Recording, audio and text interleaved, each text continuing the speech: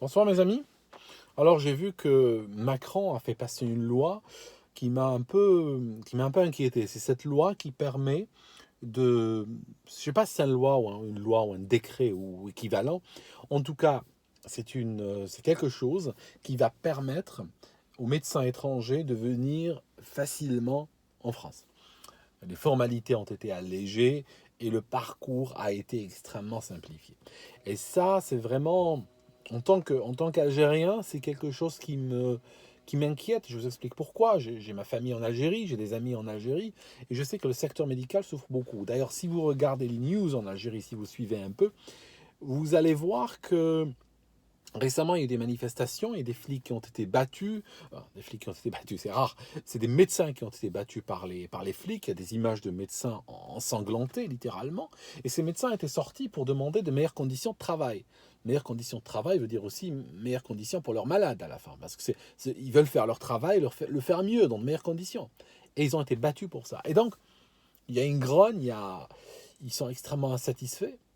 Et donc, c'est vrai que là, la France semble leur mettre le tapis rouge. Alors c'est vrai que dans un pays où il n'y a pas assez de personnel médical, où il y a des déserts médicaux, c'est vrai que cette pompe française va venir aspirer, on va dire, des individus extrêmement valables, extrêmement utiles pour leur société, quoi.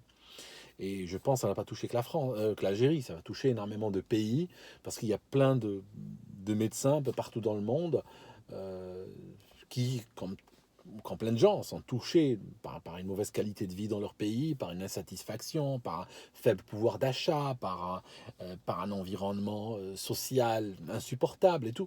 Et donc c'est clair que la France va devenir une destination de rêve. Enfin, je dis pas par rapport à Macron que c'est de mauvaise guerre. Je dis pas ça parce que la société algérienne, par exemple, n'a qu'à offrir un tapis rouge plus épais que celui offert par les Français. Hein, vous comprenez, hein, c'est ça quand on croit en la liberté ou au libéralisme. Ah ben, la société algérienne, qui aujourd'hui doit se sentir en compétition avec d'autres sociétés, pour des personnes valables comme des médecins, et elle doit leur assurer une meilleure, un plus de respect, une meilleure qualité de vie et tout ça, si elle veut les garder. C'est tout. Hein. Il y a pas réellement de miracle. Je dis que c'est pas de mauvaise guerre aussi parce que hein, tu peux pas dire la France prend les personnes valables de l'Algérie parce qu'un Français va te dire oui, mais en même temps, on a pris tellement de bouches, on a pris tellement de cas sociaux que nous sommes obligés de nourrir sur des générations que finalement, c'est de bonne guerre si on prend les médecins aussi. Hein, d'accord. Et pendant que vous y êtes, donnez-nous les ingénieurs aussi. Vous comprenez, c'est des guerres hein, entre pays, c'est des guerres. Bon, voilà quoi, ça vaut ce que ça vaut. Hein. C'est Maintenant, il y a d'autres problèmes aussi avec cette loi. C'est ce que je viens de vous livrer, c'est la vision du côté algérien de la chose. Je peux vous dire aussi autre chose. Si je compare par rapport à l'expérience britannique de ces choses-là, je peux vous dire que le risque avec cette forme d'ouverture, c'est que ça risque d'attirer d'un peu partout dans le monde des gens dont le parcours professionnel, dont les compétences sont extrêmement difficiles à vérifier. Vous comprenez? Donc ça peut donner tout à fait des gens substandards qui peuvent rentrer dans le système et ceci va dégrader la qualité de la médecine. Alors c'est vrai, quand on prend un pays où la médecine est très rudimentaire et des médecins viennent de l'étranger, généralement c'est une valeur ajoutée. Il est très difficile de trouver à l'étranger un médecin qui travaille dans des conditions pires que ce qu'on a. Le truc, c'est que dans le sens inverse, quand vous êtes en France et que vous voyez les difficultés ou les moyens qui sont mis pour former les médecins, le problème c'est qu'ils sont formés en petit nombre. Comment faire quand vous avez des médecins qui vont venir d'Inde, qui vont venir de Chine, qui vont venir d'endroits où vous ne pouvez pas valider leurs compétences. Ça va. Je sais que ici, par exemple, rien qu'aujourd'hui, hein, dans les news, si je la trouve, je vous la mets dans les news. Ils ont, il y a une femme médecin originaire du Nigeria, n'est-ce pas? Donc, elle a des papiers de médecin. Bon, ça vaut ce que ça vaut, hein. Vous savez, le Nigeria. Hein. Je n'ai même pas dit qu'ils sont faux. Hein. Ils sont peut-être authentiques. Hein. C'est ça le pire. Hein. Dans certains pays, l'authentique est pire que le faux, quoi. Et donc, elle a causé la mort d'un enfant de 6 ans. Ok.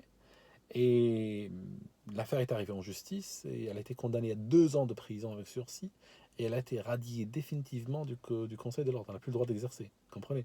Sauf que elle n'a fait pas de tôle. Et puis en plus, elle se retrouve, voilà, l'enfant est mort, elle est à la rue, quoi, sans problème. Hein, et elle n'est pas, bon, voilà, elle perd sa carrière, mais pour autant qu'on pouvait appeler ça une carrière, quoi. C'est un danger, c'est une bombe qui attendait d'exploser, quoi, cette nana, c'est tout. Hein. Et il y a beaucoup de gens comme ça, hein, j'en ai vu de près. Hein. Il y a beaucoup de. Autant il y a des gens compétents qui peuvent être d'ici, d'Angleterre ou de l'étranger, mais voilà, quoi, le problème, c'est quand tu ouvres les frontières sur un truc comme ça, bon, voilà, quoi, tu auras du mal à contrôler la qualité. Plus un autre aspect peut-être intéressant, mais c'est que les humains ne sont pas interchangeables, tu comprends? Tu peux pas prendre 10 000 Mexicains qui te manquent quelque part dans un secteur et les remplacer par 10 000 Japonais. Parce que culturellement et tout ça, socialement, il y aura d'autres problèmes qui vont arriver. Hein. Ça sera pas, c'est pas aussi simple que cela, quoi. Bon, voilà, c'était. Je trouve que ouais, c'est inquiétant. C'est inquiétant parce que c'est une forme. Je continue à penser en tant qu'Algérien, c'est une forme de prédation. Je sais que durant les années 90, pendant la décennie noire, il y a au moins 10 000 médecins qui sont partis. Hein. Maintenant, bon, notre société avait aussi avait qu'à ne pas partir en hystérie religieuse aussi. Hein. C'était pas hein, les bombes, les explosions, les gens qui deviennent fous. Bon, je comprends que tout ce qui pouvait partir soit parti. Hein.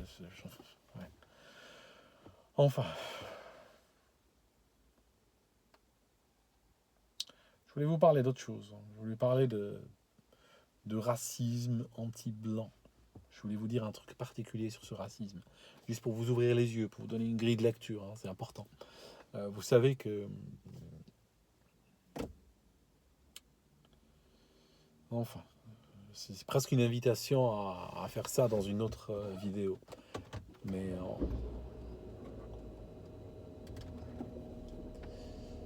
j'ai découvert un truc, c'est que si je fais bouger la voiture, la voiture, je peux allumer la lumière. Regardez ça. Hein. On y va doucement.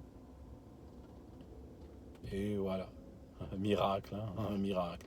Alors, ce que je dis, c'est que le racisme anti-blanc a une caractéristique, parce que en fait chaque racisme est différent, et le racisme anti-blanc a une caractéristique intéressante, qui est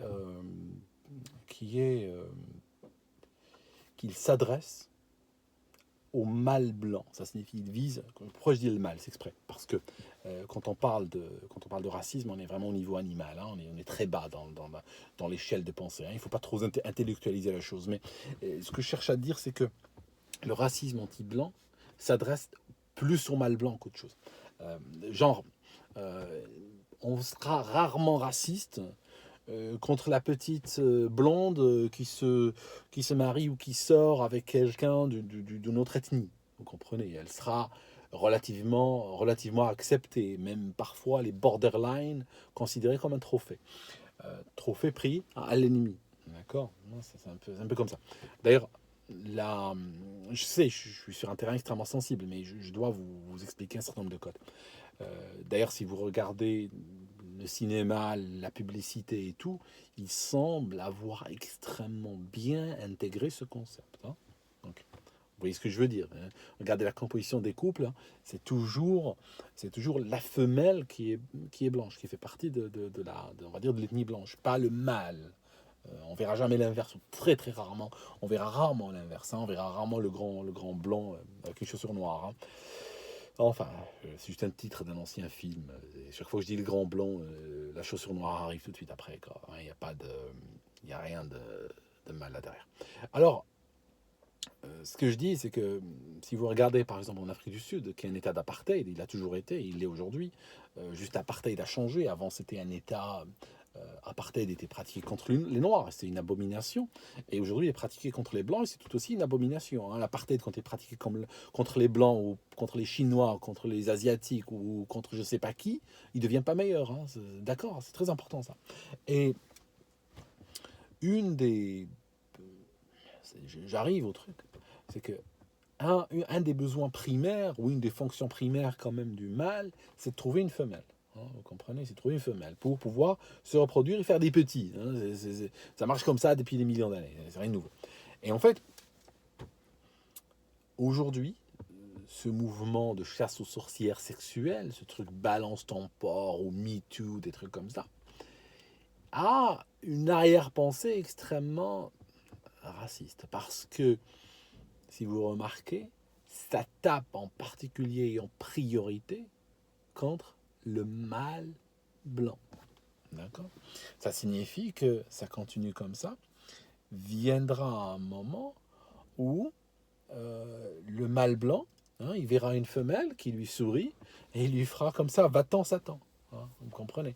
Donc ça va le castrer. Hein. Il y a quand même une notion de castration derrière. Il y a une arrière-pensée il y a une arrière-pensée de castration. Hein. C'est évident. C'est évident. C'est pas. J'aimerais pas être à sa place parce que moi j'ai encore la chance, je vais dire, d'avoir un peu de couvert de diversité. Je suis algérien, je suis arabe, même si je ne suis pas en vérité, mais bon, je suis arabe, qu'est-ce que vous voulez. Je suis un arabe, je suis présumé musulman, peu importe. Donc c'est vrai que j'ai quelques cartes diversifiantes qui me font une petite armure hein, dans la société d'aujourd'hui. Hein. Je veux dire, moi, ce qui est terrible, c'est que regarder des gens qui viennent du Sud, hein, qui ont ces cartes de diversité-là, parfois même plus fortement exprimées que les miennes, ils ont violé des meufs, hein, comme par exemple à Cologne au Nouvel An, violé des femmes, hein, violé. Hein, je ne parle pas de lui a touché le genou, lui a mis les mains au panier, hein, je vous parle vraiment de viol. La police a minimisé les choses. La police a cherché à camoufler. D'accord? Ici, en Angleterre, il y a eu un scandale sexuel où des gens de la diversité ont violé, fait tourner, vendu, prostitué des fillettes qui avaient jusqu'à 12 ans et quand certaines ont été se plaindre à la police, on les a traitées de racistes et on leur a enjoint de la fermer. Vous comprenez? Alors que tu as le mâle blanc, il regarde une nana passer et il se retrouve à signer à vie dans le registre des criminels sexuels. Hein, pratiquement, j'exagère un peu, mais on en est presque là. Vous comprenez? Et ça, ce mouvement castrateur qui est animé par des gens qui savent exactement ce qu'ils sont en train de faire, en particulier des féministes hystériques et autres, mais beaucoup de gens beaucoup moins hystériques, beaucoup plus réfléchis, qui savent exactement à quoi ils jouent, c'est un mouvement globalisé, qui est psychologiquement castrateur en fait. Hein. Il n'y a pas de différence que si on commençait à attraper les hommes blancs, on les castrait à la pince. Hein. Vous comprenez? C'est assez. Voilà, je voulais vous le dire. En Afrique du Sud, je ne sais pas si je vous ai donné l'exemple ou pas, je parlais d'Afrique du Sud en disant que c'est un laboratoire de racisme anti-blanc. Il y a par exemple une. Oh, il y a quelqu'un. Non, ça va. Quelqu'un qui est arrivé, je bloque un peu le passage. Euh, il y a une. Comment dirais-je? Il y avait une administration qui avait mis un panneau qui disait il n'y a plus, c'était vers la fin de l'année, c'est genre octobre-novembre, elle avait mis il n'y a plus de rendez-vous pour les mâles, enfin les hommes, pour les hommes blancs jusqu'à la fin de l'année. Ok. Femme blanche, ok. Pas l'homme blanc. Donc vous voyez le racisme anti-blanc. Et ça, j'aimerais vraiment que lorsque vous décryptiez les nouvelles, vous décryptiez ce qui est en train de se passer et tout ça, chaque racisme est abominable, bien sûr.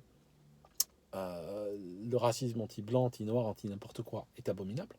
Mais quand vous considérez les news et que vous cherchez le racisme anti-blanc, j'aimerais vous inviter à le regarder ou à le chercher en considérant sa spécificité. Il vise particulièrement l'homme blanc, pas la femme blanche. Une fois que vous êtes armé de cela, il y a énormément de choses qui vont devenir beaucoup plus claires que pour vous. Ok? Donc voilà, et la femme blanche, lorsqu'elle aura fini de castrer son mâle, elle finira vendue sur des marchés, n'est-ce pas? Elle finira vendue sur des marchés. Et elle pourra, avec d'autres personnes enchaînées à côté d'elle, discuter de féminisme et d'histoire comme ça. Je pense que ça les occupera. Voilà mes amis, je vous souhaite une très bonne nuit malgré tout.